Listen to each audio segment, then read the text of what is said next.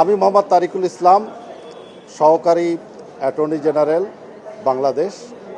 আজকের 5/5/2025 তারিখে 5/5/2026 তারিখে সহকারী অ্যাটর্নি জেনারেলের পদ থেকে পদত্যাগ করলাম।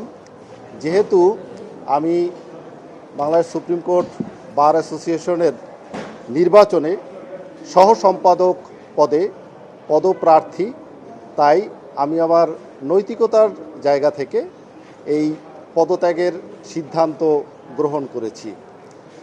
যদিও আইনগতভাবে পদে থেকেও নির্বাচন করা যায়, কিন্তু আমার কাছে বিষয়টি নৈতিকতার সাথে সাংঘর্ষিক মনে হওয়ার পরিপ্রেক্ষিতে আমি যেহেতু সুপ্রিম কোর্ট বার অ্যাসোসিয়েশন নির্বাচনে সহ সম্পাদক পদপ্রার্থী, সেই কারণে আমি অ্যাটর্নি জেনারেল অফিস থেকে তথা সহকারী অ্যাটর্নি জেনারেল পদ থেকে পদত্যাগ করলাম।